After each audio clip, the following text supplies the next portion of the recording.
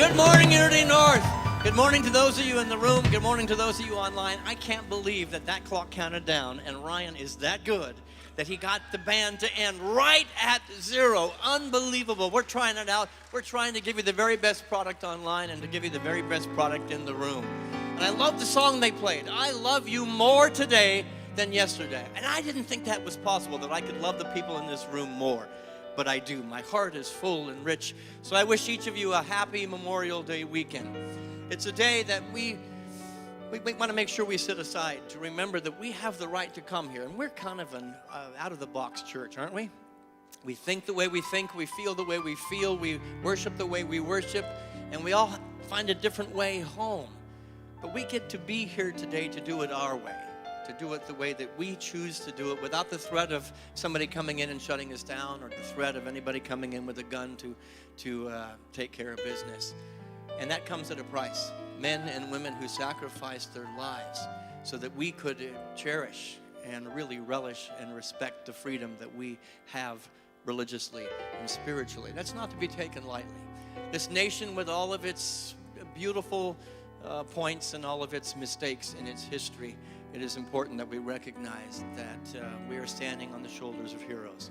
We are standing on the shoulders of men and women who put their bodies and their lives and their families in the line of fire and sacrifice so that we could be here today. We have a video. We don't want to miss Memorial Day. We have a video that's prepared to allow us to enter our time together. This is our tribute. I invite you to please stand if you are able.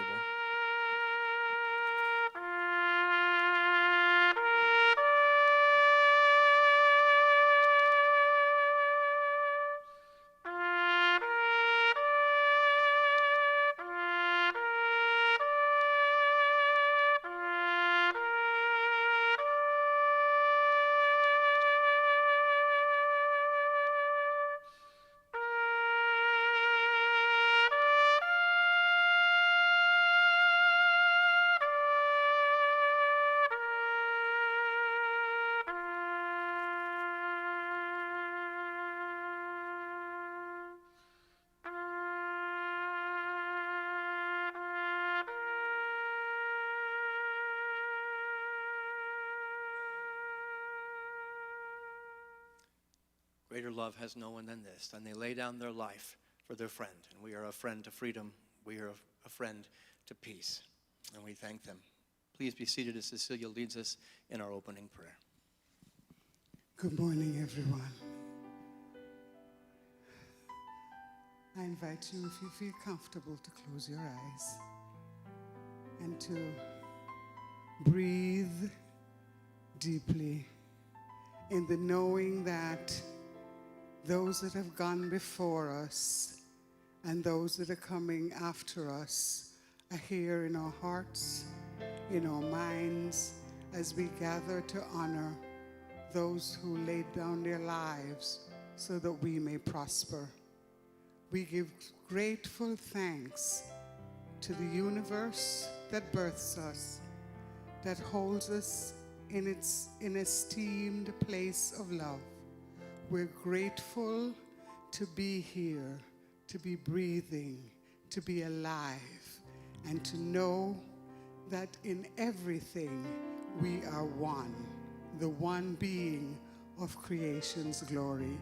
And so, loving Spirit, universe creator, we say thank you, thank you, thank you. And so it is. Amen. Amen. Thank you, Cecilia. So there's a path that's been blazed before us, a path of peace and love and freedom that we celebrate today. Our opening song is called Everyone is Walking Home. And we're walking the paths, and I'm going to invite you, if you are able to stand, they're going to put some lyrics up here on the screen. I invite you to get your body behind this. You've got plenty of room on the dance floor and in the sanctuary. So do we have some lyrics we can put up? And let's go ahead and stand and sing Everyone is Walking Home. Let's hear it now. We walk the path of love and a path of grace. We walk the path of service and a path of faith. We walk the path of spirit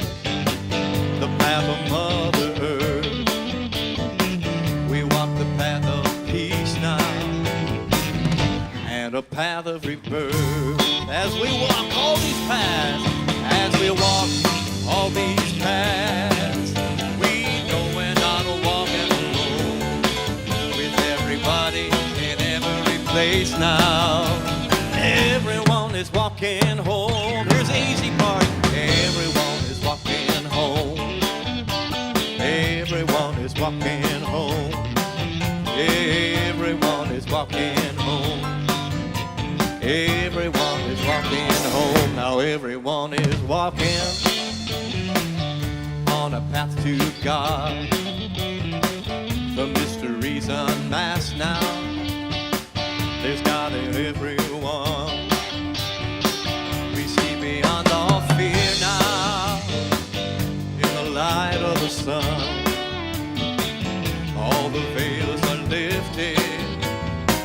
We know that we are one. I can't hear you now. Come on, Unity North. As we walk all these paths, we know we're not walking alone. With everybody in every place now, everyone is walking home. Everyone is walking home. Everyone is walking home. Everyone is walking home. Everyone is walking. Hey, everyone, do me a favor. Turn to the camera right back there over Rusty's head. And let's just greet those people that are watching us online. Let them know that they are our family. We love you. Make a little noise, Unity North. Oh, come on. Make a lot of noise, Unity North. Go ahead and walk on over to somebody and say hi. You can give them a handshake, a hug, make sure it's safe. Give a fist bump, but just greet each other. We know that the oneness is right here in this room. And let's all sing one more time as we walk. As we walk all these paths, we know we're not walking alone. With everybody in every place now, everyone is walking home. Everyone is walking home. Everyone is walking home. Everyone is walking home. Everyone is walking home.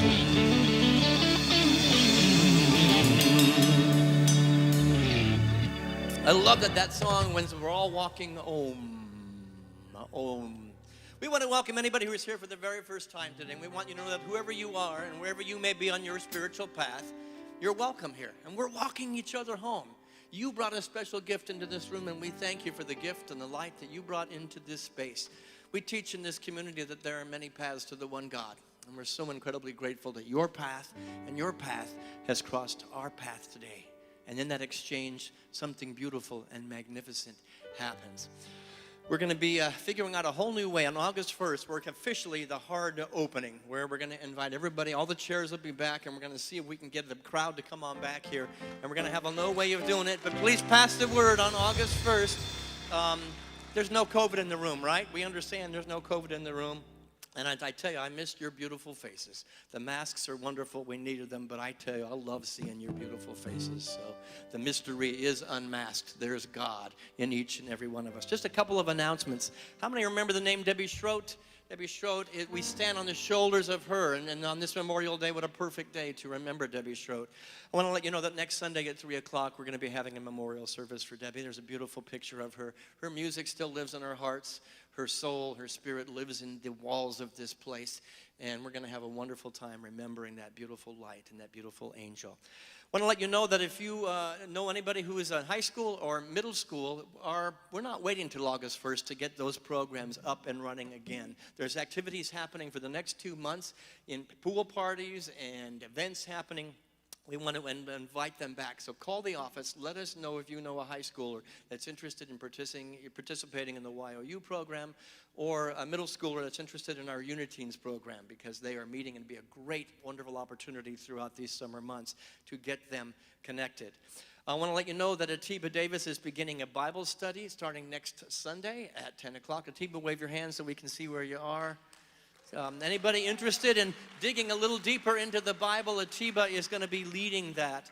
And I know it will be entertaining just to go, whether you ever read past one chapter or not. Atiba is worth the price of admission. And so I'm going to invite our singer up here right now, a member of our YOU who is a graduate, one of our graduates. Come on up, Stella. And she's off to Belmont University, right? That's right. Yeah. So, you know, we wanted to get her to sing one more time for us, but this is Stella, who is a graduate from our YOU program, is truly the light of the world. And I asked her to sing a couple of songs. I gave her choices, and I'm so thrilled that she chose the songs that I picked from the hymnal of the 60s. Probably songs she'd never heard before, but this is Stella Rockwell. Please welcome and open your heart to her.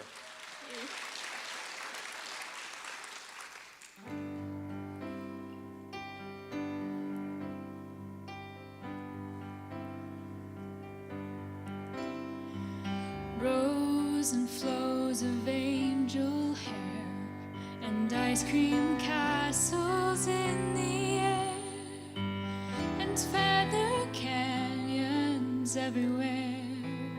I've looked at clouds that way, but now they only block the sun. They rain and snow on everyone. So many things I would have done, but clouds got in my way. I've looked at clouds from both sides now, from up and down, and still somehow it's cloud illusions I recall. I really don't know clouds at all.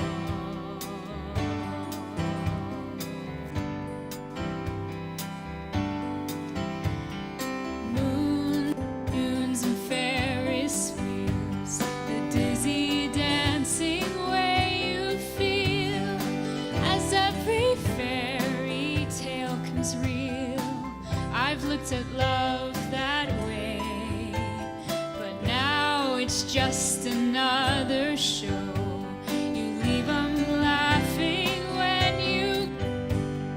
if you care, don't let them know. Don't give yourself away. I've looked at love from both sides now, from give and take, and still somehow it's love's illusions I recall. I really don't know clouds at all. Tears and fears and feeling proud to say I love you right out loud. Dreams and schemes and circus crowds. I've looked at life that way, but now old friends, they're acting strange. They shake their heads, they say I've changed. Well, something's lost, but something's gained. And living every day. I've looked at life from both sides now, from win and lose, and still somehow it's life's illusions I recall. I really don't know life at all.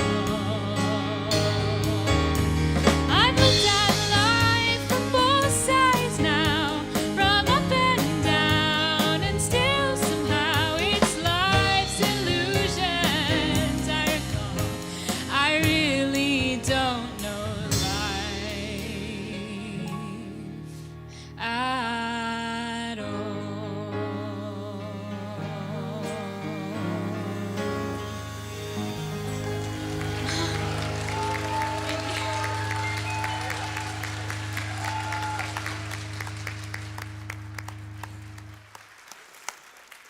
Oh, Stella, we are going to miss you. And we're going to miss your brother Max, who is your twin brother, right? He's right there, and he's graduating as well. Max, we celebrate you as well. You have been a gift to this community. He's going to be a little closer. He's going to be going to college closer, but we're going to have a graduation ceremony sometime in the next few months where we'll get a chance to honor all of our graduates. But I wanted to say Joni Mitchell, Eat Your Heart Out, but I should say Richard Burdick, Eat Your Heart Out. I sang it because I sing the songs first service at the Labyrinth. And then that is not an easy song to sing. It is rangy, and I'm over here being really jealous of her singing that. And then she changes keys. As if it wasn't rangy enough, she goes a little higher. Oh, beautifully done. Thank you. So we look at life from both sides now, and certainly high schoolers have a perspective that I will never have. I've kind of become my father a little bit. Well, when I was your age, I had to walk uphill in the snow twice to get to school, both ways. But both sides now, left and right, up and down, inside and outside, the perspectives of this world are incredible. Everything in this life is so incredibly multidimensional. Do you know that? You are a multidimensional being. There are layers upon layers upon layers of who you are.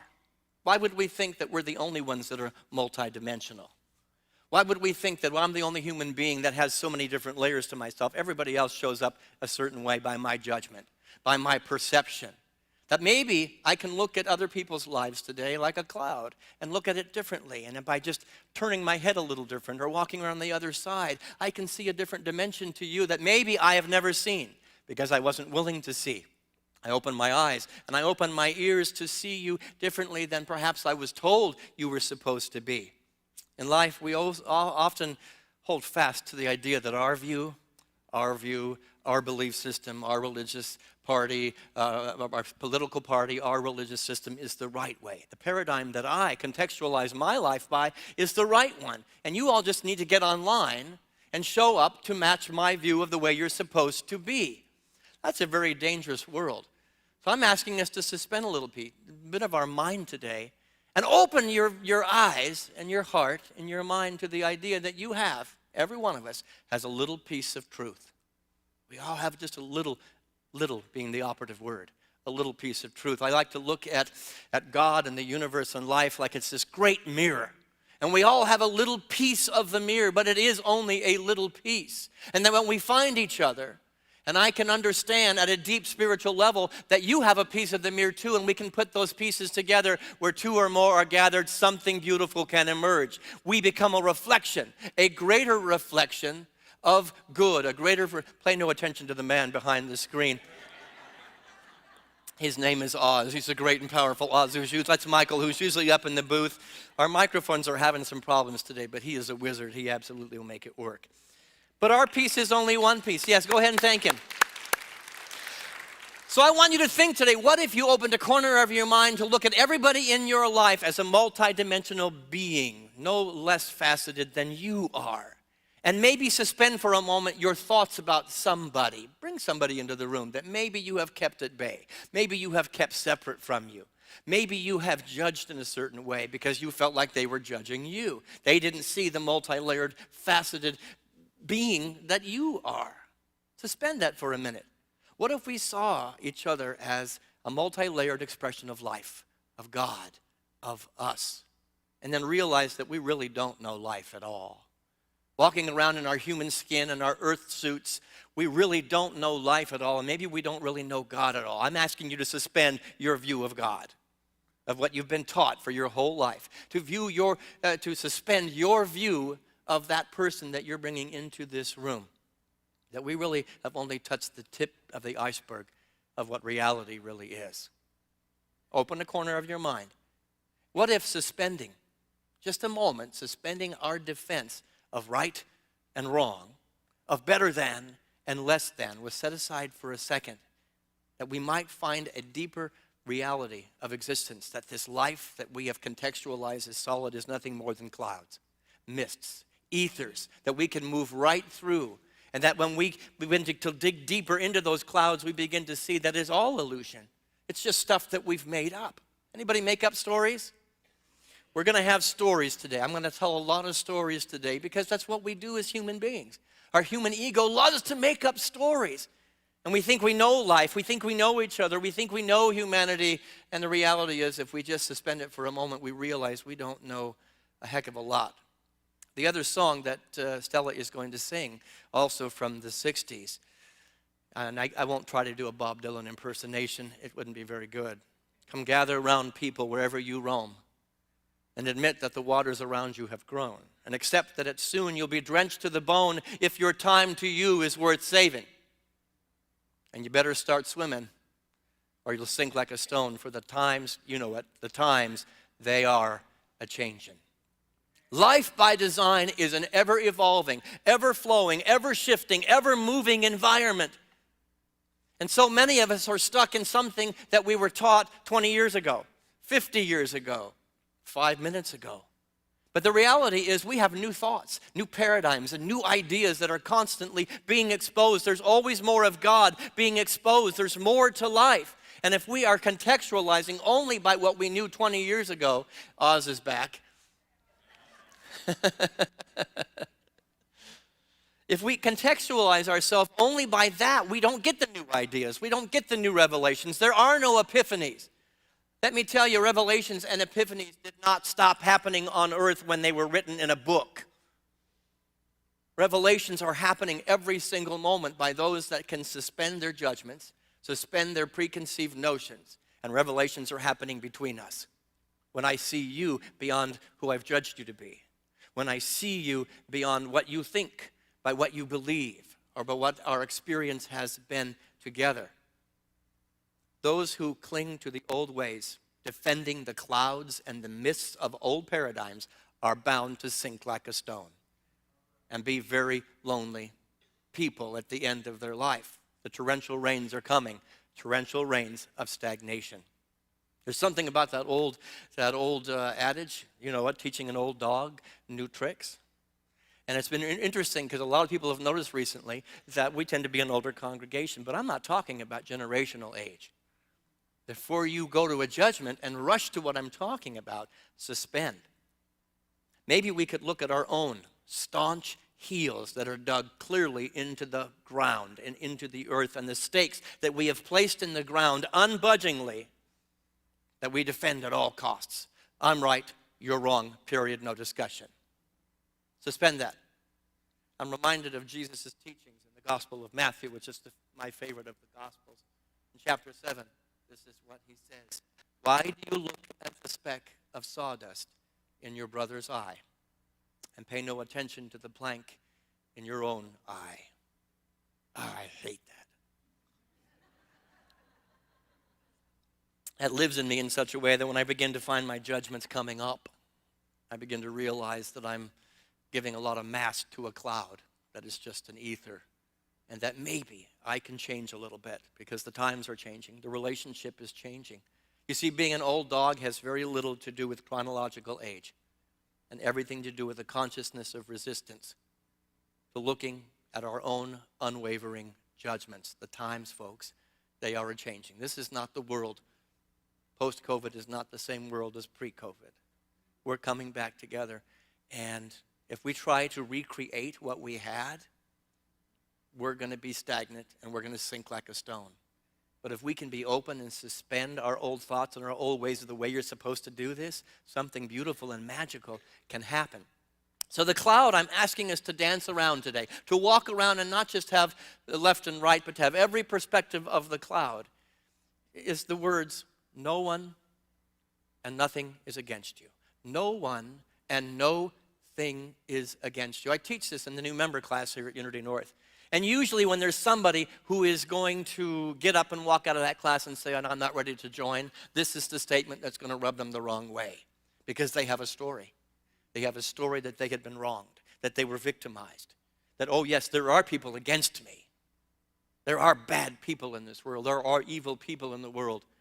Suspend that for a moment. There are bad behaviors and evil behaviors, but there are no bad people. Again, I shared the other day that I was talking to my colleague at the Presbyterian Church, and we had a good laugh. I said, at Unity, we believe that people are basically good. And he says, that's funny. In the Presbyterian Church, we believe just the opposite. People are basically bad. And we had a good laugh as we compared theology. But I want you to consider today that no notion, no idea, no belief, no person, no circumstance is against you or ever has been against you. In fact, it's rather the contrary. Everything and everybody is for you. Breathe. It's based solely on the clarity of my vision of the clouds of this human existence, or the plank that is hanging out of my eye that I am defending at all costs. I want to share 4 ideas today that I learned in the book, The Eye of the Storm, a book that I've taken the class 5-6 times. It changed my life. It allowed me as a human being to move from hell to move to heaven. You see, I spent a good portion of my life in the energy of us and them, me and you. And it was a complete dualistic environment where I was the good person and you were the bad person. You were the villain and I was the hero. Let me tell you, any story you're telling that has a hero and a villain, it's time to get rid of it. Look at the other side of the story. I just watched the movie Cruella.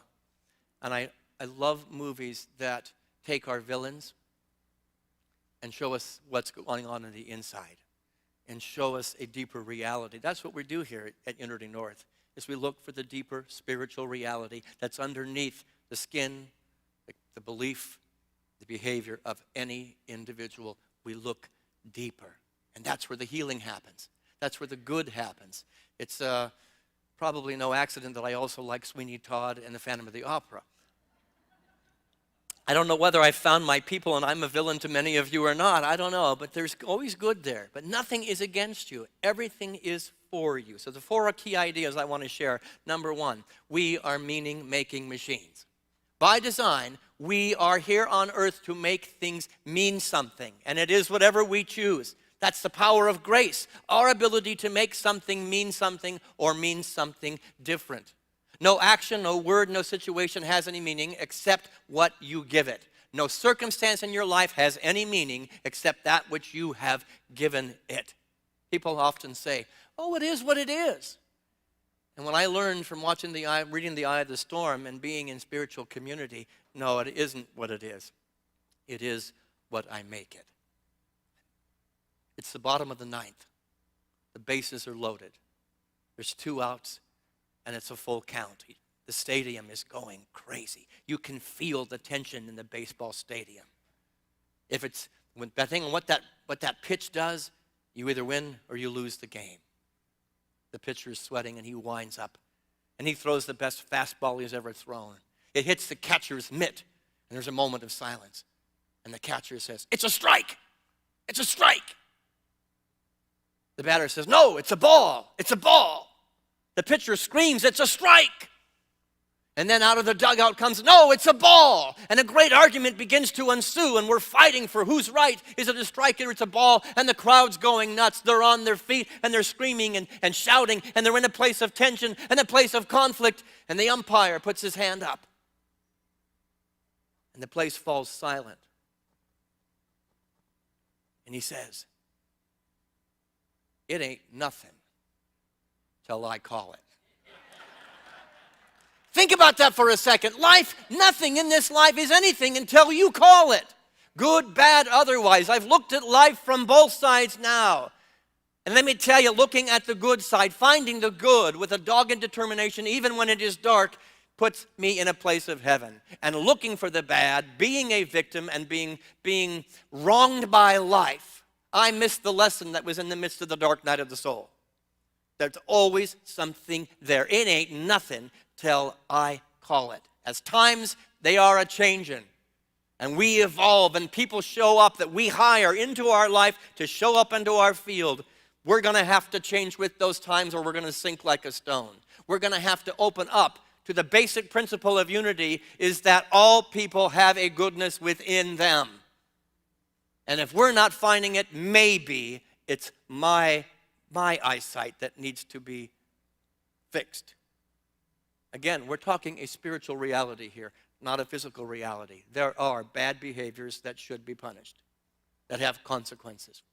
But never give up your ability as the Christ to see in the leper, to see in the tax collector, to see in the fisherman, to see in the prostitute, to see in what society has said are throwaway people, to say, no, I see something in there that should not be thrown away, and I'm going to work really hard to find it and to look for it.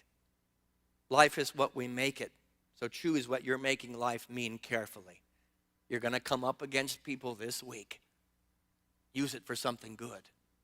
Let God use you for something holy and beautiful. Look at the clouds from both sides. So we are meaning-making machines. Number 2, I learned, and I'm going to carry this, it's going to get deeper, folks. All conflict is a result of a misperception. All conflict is a result of misperception. A man was driving his car. He was on for a Sunday drive. The top was down on the convertible, and he's enjoying the birds and the trees and the sunshine. He's going around curve after curve in the mountains. It's a beautiful day. And all of a sudden, coming around the curve, the other direction is a man who rolls his window down and yells, "Pig! Pig! Pig!" Just irritated. He was in heaven just a moment ago enjoying the trees and the sunshine. How rude. He rolls his window down. "Jerk! Jerk!" Flips him a good luck sign. "Jerk!" And he yelled "jerk" one more time just as he hit the pig that was in the road around the corner. There are a lot of us are hitting pigs because we're so concerned about the judgment of somebody else that we're not paying attention to life. And that maybe, just maybe, I have misperceived somebody's behavior, somebody's words, somebody's belief system. Let me tell you, there was a time in this church, and I was leading the charge, that Orthodox Christianity got a bum rap because we were worried they were calling us pigs, when they were just having a great lesson to find God the way they find God. We don't do that anymore. I'm so grateful for my Methodist upbringing. I misperceived the good that was there. It was not the fault of the Methodist Church that I couldn't find it. It was my fault. I didn't have the eyes and the ears to see the good that was there. I didn't agree. I don't agree with everything that they teach. I don't agree with my Presbyterian colleague that says that all people are basically bad. Does that mean I give up my ability to see the good in the Presbyterian minister? Certainly not. He's one of the most kindest, beautiful men I've ever met. I love sitting and having lunch with him. The misperception is mine, not his. I'm going to give you one of my favorite poems about misperception that speaks a little bit to the way I used to be and the way that many of us are in this world. There were 6 men of Indostan, to learning much inclined, who went to see the elephant, though all of them were blind, that each by observation might satisfy his mind. The first approached the elephant, and happening to fall against the broad and sturdy side, at once began to bawl, "God bless me, but the elephant is very like a wall." The second, feeling of the tusk, cried, "Oh, what have we here? So very round and smooth and sharp, to me it is mighty clear. The wonder of an elephant is very much a spear." The third man approached the animal, and happening to take the squirming trunk within his hands, thus boldly up and spake, "I see," quoth he, "the elephant is very like a snake." The fourth man reached out an eager hand and felt about the knee. "What most this wondrous beast is like is mighty plain," quoth he. "'Tis clear enough the elephant is very much a tree." The fifth, who chanced to touch the ear, said, "Even the blindest man can tell what this resembles most. Deny the fact who can, the marvel of an elephant is very much a fan." The sixth man no sooner had begun about the beast to grope than seizing on the swinging tail that fell within his scope. I see, quoth he, "the elephant is very like a rope." And so these men of Indostan disputed loud and strong, each in his own opinion, exceedingly stiff and strong, though each was partly in the right and all were in the wrong. So oft in theologic wars, the disputants, I ween, rail on in utter ignorance of what each other means, and prate about an elephant that none of them have seen. I'm asking us to walk around the elephants in our life. They may be pink, and we don't want to look at them. I don't want to look at that. It's too uncomfortable. I'm asking, I've looked at elephants from both sides now. Look at clouds from both sides now. There might be a plank. There just might be a plank sticking out of your eye that's blocking your view and blinding your view and creating a misperception that, no matter what your age, looks like an old dog that can't learn a new trick. I've been there. Number 3, if everyone and everything is an expression of God? We teach that, right? Our basic principles. God is everywhere, one power, one presence, in, through, around, and expressed as all creation. Each of you is an extension of the energy of God, of light, of beauty. That's wonderful. And if that's true, as it says in Scripture, if God is for us, who can be against us? Well, that feels good in church. We come to church and say, everywhere I look, I see the face of God. But out there, well, wait a minute. Everyone's the expression of God, just not that person. Many paths, one God, just not that one. We make exceptions. No one and no thing is against you. Breathe that in. Is that true? There once was a man, and he guarded the gates to the city. And one day a man came up and said, I'm looking for a new place to live. Can you tell me, what are the people like in this city? And the gatekeeper said, well, tell me, what were the people like in the city you came from? Oh, God, they were awful. I'm so grateful I'm free of that place. They were terrible. They were awful. They were ugly. They were mean. They were stingy. I don't miss them at all. And the gatekeeper scratched his head and said, you know, you're probably going to find people in this city much the same. He said, oh, well, I don't want to live here. And he walked on. A few seconds later, another man came and said, I'm looking for a new place to live. Tell me, what are the people like in this city? And a little grin, and the gatekeeper said, well, tell me, what were the people like in the city you came from? Oh, I miss them dearly. They were the kindest, most loving, most compassionate and beautiful people I've ever known. They will always live in my heart.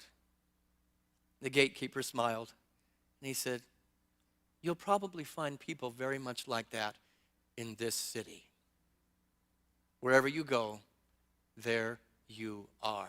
Anybody ever notice the same people that keep showing up in your life with a different face? The same actors that keep showing up in your life with a different face, a different town, a different city, but it's the same person showing up. Wherever you go, there you are. And could it be that by allowing yourself to be the Christ, you will find the Christ? By allowing yourself to be the Buddha, you will find the Buddha. By suspending any idea that the world is against you, that you are a victim or have been victimized, that maybe you will bring people to you that support you, that are loving, that are kind, and that by holding that people are basically bad or that they're to be feared or not trusted, and we all have evidence, don't we? I have stories of where I was wronged, some minor, some major. And I found directly as a result of changing my mind to a more Christ-like behavior, to perspective, by going to the other side of the cloud and the other side of the elephant, I began to attract more loving people. I love you more today than yesterday as we started the service. Is that because of you? It's nothing to do with you. It has everything to do with me and my willingness to see behind your good behaviors, behind your bad behaviors. Because guess what? You know, in North, we are people, and there are bad behaviors just like there are good behaviors. But I love you more today than yesterday only because I changed my mind. Because I didn't see anybody or anything as against me. I find the people that I'm looking for. People will eventually show up the way you expect them to show up. And one of two things will happen when you do that. One of two things happen. They will either leave your field and go away, or they will transform before your very eyes. There's two ways to live your life. One is through the lens of paranoia, and the other is pronoia. I love the word pronoia. Basically, this is what Jesus taught. Everything is for you. Paranoia, everybody's against me. And guess what? Actor after actor will show up in your life and in your field to prove your case. Pronoia says, I'm looking for the good with a dogged determination, and I'm going to find it. It's the story I like to tell. Christmas morning, and the two brothers get up.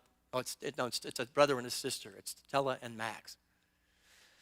Stella, they get up, and there's a pile of horse manure in the middle of the living room. And Stella says, this is the worst Christmas ever. This sucks. A pile of manure in the middle of the living room. I hate it. And then Max gets up and goes behind her and says, hey, there's got to be a pony around here somewhere. There are ponies. And if you're not finding them, you're not looking hard enough. We make everybody else responsible for finding the good. Nobody else is responsible for you finding the Christ. Nobody else is responsible for you finding Buddha or Krishna or good or the light. You are responsible. And by right of your consciousness, a switch in your head, everybody is for me. Every situation has the possibility of being an amazing lesson, to being an amazing experience for me to realize that your piece of the mirror and my piece of the mirror can come together, and they look jagged. Oh, and I don't really like what's being reflected. But when they come together, both of us grow. Both of us learn. Both of us become more. You know, I don't know if you've noticed the talk titles over the last month. It was done very purposefully. They had a negative connotation to them. The word no was all over my talk titles. Not my monkey. Not my circus. Ooh, that's kind of negative. Got a negative bent to it. Not on my watch. You're reflecting on the titles now, huh? No one is alone. Nothing is against me. You know, I look at a battery, and when I think of my life and the person that I have become today, a battery has to have a positive and a negative charge to realize its full power. And that which we have labeled as negative and pushed away from us, it's bad. We put our blinders on and pretend that there aren't pigs in the road. We hit them because we're not paying attention, as opposed to going, let me welcome the pig, let me welcome the elephant, let me welcome your opinion and say, maybe there's a piece of truth that I can gather to my mirror, and there'll be a greater reflection of that which I am seeking happening. For us to be on this earth school, all that we are meant to be, there is a positive and a negative charge. Stop pushing it away from you. Welcome the negative people. See them and love them.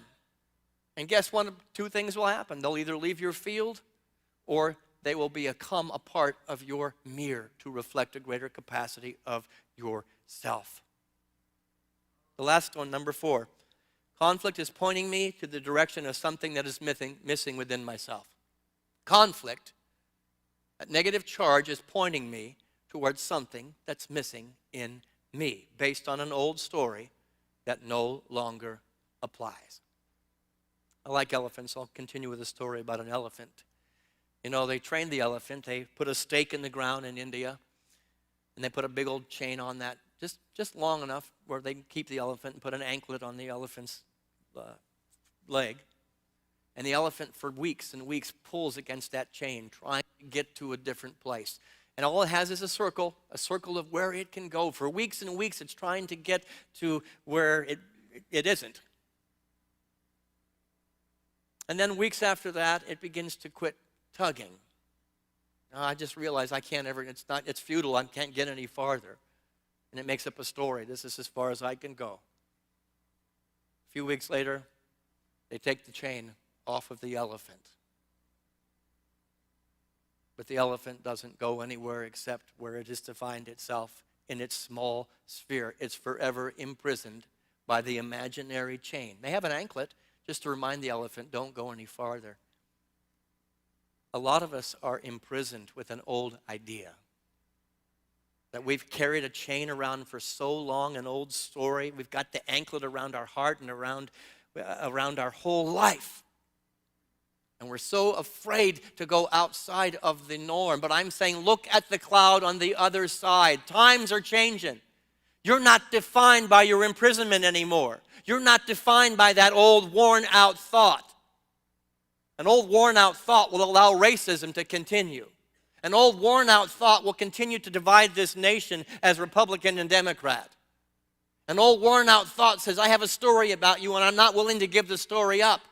Therefore, my life is very limited and very small, and I never become the light of the world that I am meant to be. You never become the light of the world that you're meant to be.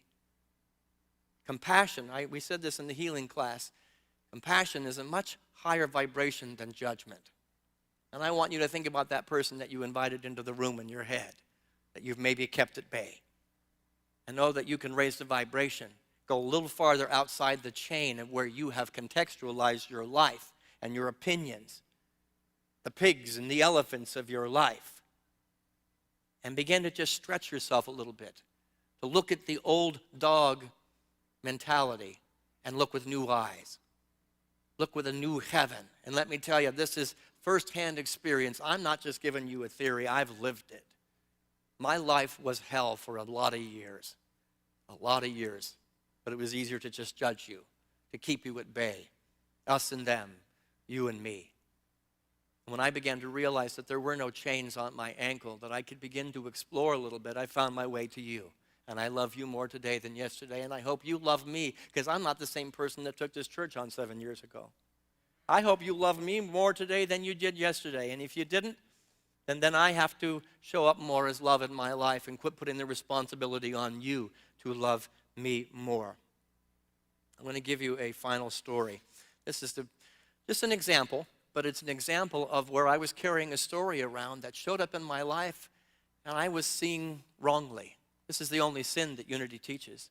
It's just not seeing rightly, not finding God.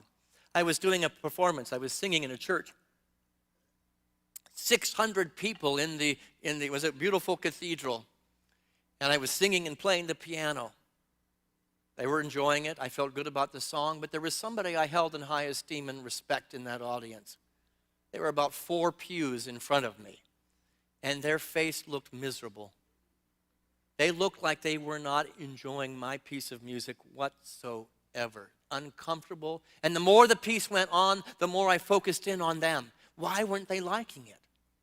What's wrong with me? Maybe I need to work a little harder. And the harder I worked, the worse the piece got. The harder I worked for their approval, ignoring the 599 other people that were enjoying the song that I was singing, I focused in on that one person. And the longer it went, the more miserable he got. Until I went for the big climactic note at the end. I was going to just knock it out of the park. And I went for that note. And the man got up and walked out. Really, really quickly. Went walking out of the church. For 2 days, 3 days, 4 days, all I thought about is, how could I have done that piece better? I failed. It wasn't good. And I obsessed until I finally couldn't take the obsession anymore. And I went to this man and I said, tell me, what was I doing that was so wrong, that was so bad, that you were so miserable? And he said, the night before, I had the worst Mexican food I have ever eaten. And the more I was sitting there in church, the more my stomach was rumbling. And when you went for that high note at the end, it was so glorious. It was so beautiful that I was taken aback, and I had to get to the bathroom before I literally exploded. That's how sick I was. Making up stories about me based on everybody else's behavior, everybody else's face. It had nothing to do with them, and it exposed, for the first time in my life, a big hole that was missing in me. Loving what I get to do, loving who I am, appreciating who I am. I realized in that moment, I not only cheated 599 other people of the best of who I was, because I was obsessed with a story that has nothing to do with the man who had an upset stomach and everything to do with a big old log in my eye and a big old judgment of myself that was hanging out of my eye. There was a pink elephant in the room, and I got to look at it. And I got to walk around and look at both sides now, and I marked that moment, silly, stupid story, as a life-changing moment when I began the journey of just accepting myself as the Christ. And I found a greater capacity to love the difficult people in my life. And that many times the stories I had made up about their faces and their behaviors had absolutely nothing to do with me. And some of my closest friends were the people that I had judged and kept at bay for a very long time. I learned that day that I was an old dog. I was in my 20s. I was an old dog, and I had some new tricks to learn. Folks, we are in changing times. I'm going to invite the band to come back up. We are in changing times, and the clouds of our belief systems, the clouds of our stories are asking us to look beyond them. Whatever story came to mind for you, great or small, look at both sides and maybe, just maybe, find there is a greater capacity to know God doing business as you by suspending your judgment and suspending your story. with that idea that no one and nothing is against us. We're going to move into a time of meditation. And I give you permission that if anybody has to jump up and go to the restroom during the... Take care of you. Is this something I said? God, I hope so. I gave permission. I gave Stella and Max permission to be themselves. And they give me permission to be myself. And somehow when we join hands and we join hearts and your mirror meets my mirror, we find a greater capacity to find God and to find love. I'm going to put the lyrics up there to a song. You are my brother, you're my sister, so take me by the hand. And I want you to bring that person into the room that maybe you had kept at bay. And I want you to energetically hold their hand. I want you to energetically hold their heart, to see their mirror of truth and allow something to happen here beautiful that allows God to happen here. As long as there is love, we will stand. You're my brother, you're my sister, so take me by the hand. Together we will work until peace comes. There's no power that can defeat us when we're walking side by side. As long as there is love, we will stand. You're my brother, come on, sing with my sister, so take me by the hand. Together we will work until peace comes. There's no power that can defeat us when we're walking side by side. As long as there is love, we will stand. As long as there is love, we will stand. As long as there is love, we will stand.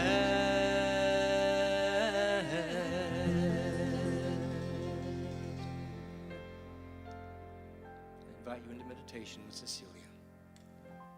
I invite you, if you're comfortable, to close your eyes.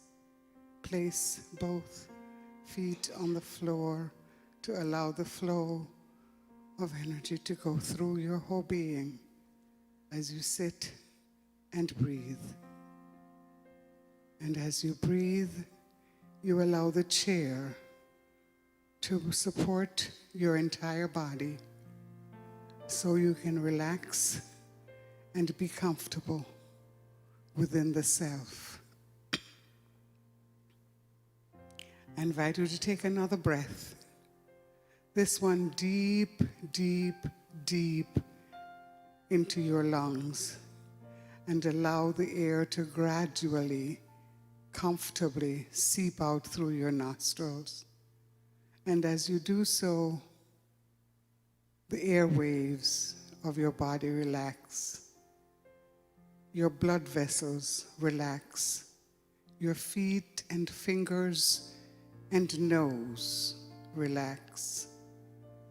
And as you relax and become more comfortable, you breathe again ever so deeply.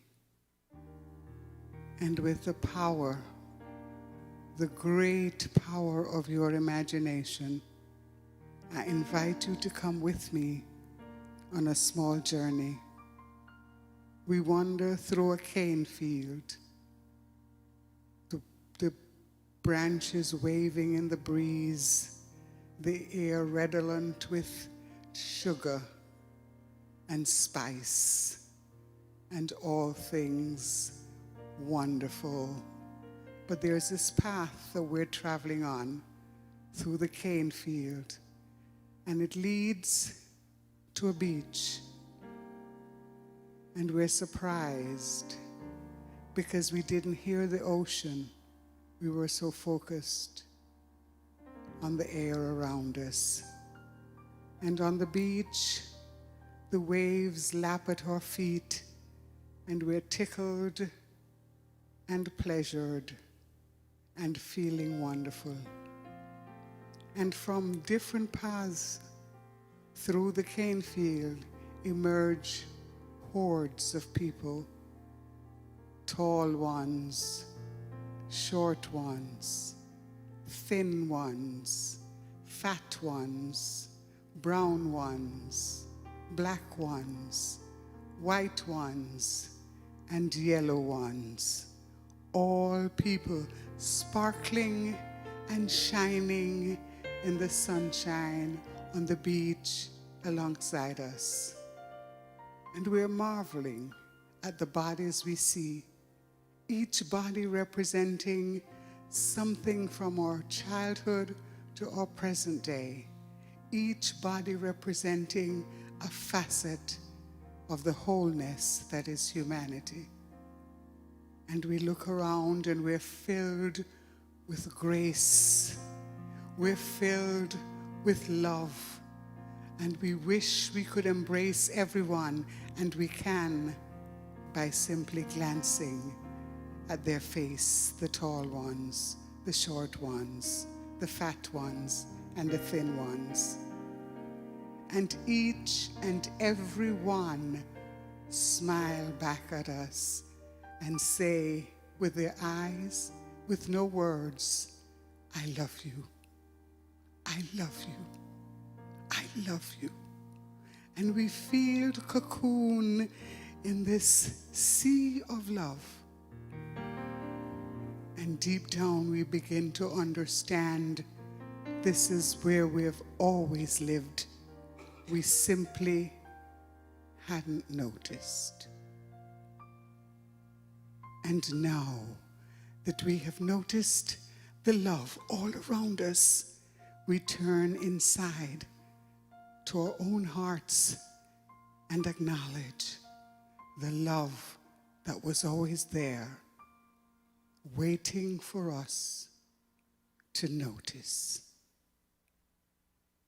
And from this place of love and acceptance, we travel back through the cane fields into this moment, into this space, and slip for a brief moment into silence.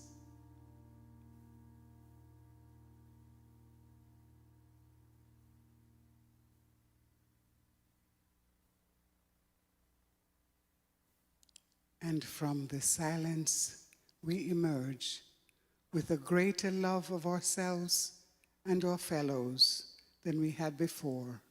And we're so grateful for this knowledge of how love works.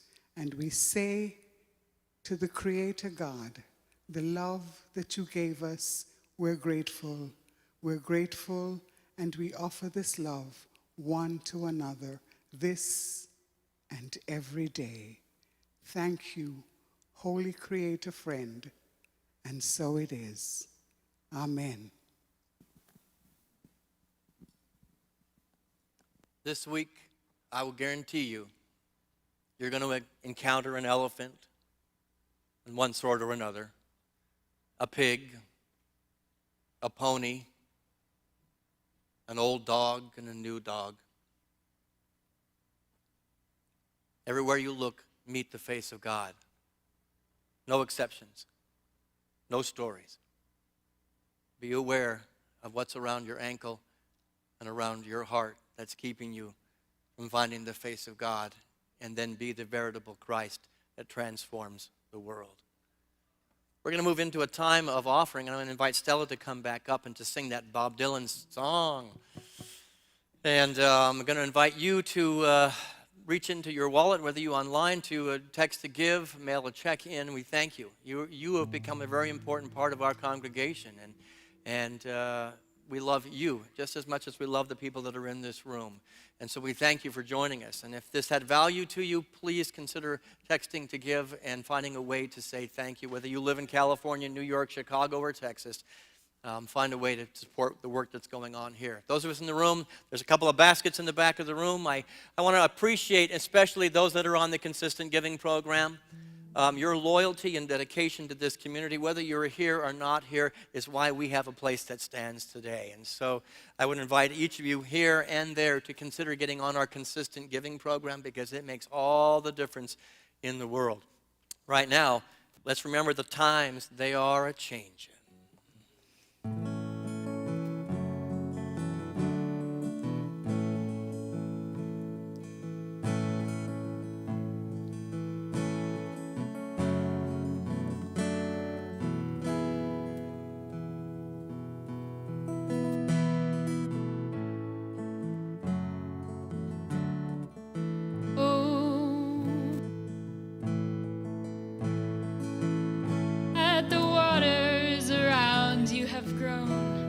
Accepted that soon you'll be drenched to the bone. If your time to you is worth saving, then you better start swimming or you'll sink like a stone, for the times they are changing.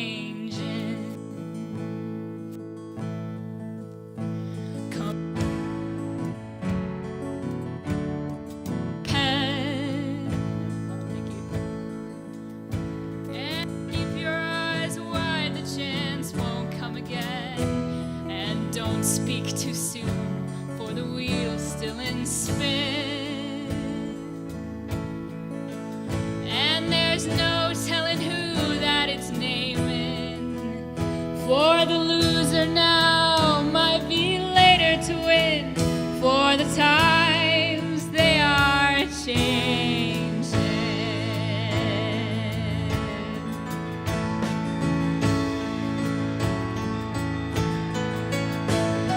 Senators and congressmen, please heed the call.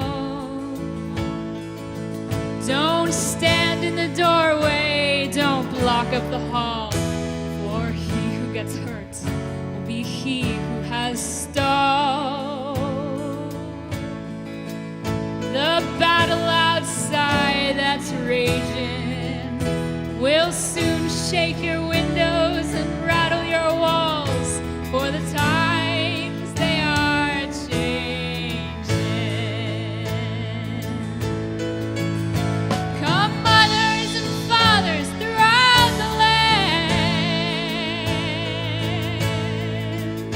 and don't criticize what you can't understand. Your sons and your daughters are beyond your command.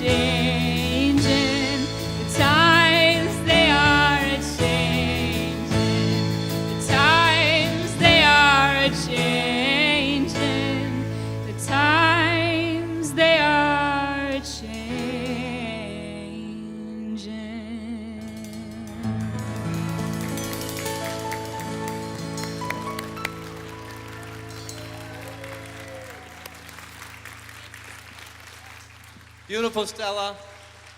You and Max, go forth and go change the world, because I know you are. You bring that kind of goodness, and we're all changing the world. We're going to end the song, the service today, with that old chestnut, let there be peace on earth and let it begin with me. If you are comfortable with the people around you, I'm just feeling it, go ahead and join hands. And if you're not, you put your hand up and say, I'm not there yet. But if you are comfortable, join hands, because that's what's happening here. Brothers and sisters, we're joining hands and hearts and intentions and truth, and we're changing the world one at a time. And that's not just the young dogs, it's the old ones. Together, let us sing, Let There Be Peace on Earth. Let there be peace on earth, and let it begin with me. Let there be peace on earth, the peace that was meant to be, with God as creator, family all are we. Let us walk with each other in perfect harmony. Please begin with me. Let this be the moment now. With every step I take, let this be my joyous vow.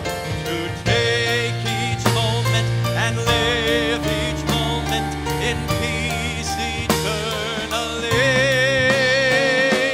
Let there be peace on earth, and let it begin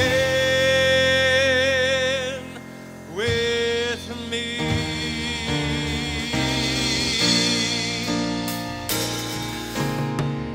The light of God surrounds us. The love of God enfolds us. The power of God protects us.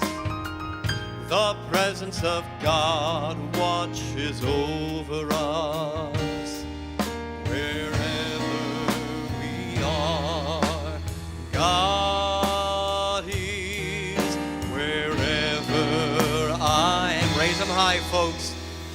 God is. Do me a favor before you leave. Make a vow that tomorrow on Memorial Day, you take a moment to get silent and get quiet and reflect on those who gave their lives so that we could be here today. Have a beautiful and blessed week of changing, finding the elephants and the dogs. We'll see you. Thanks for being here.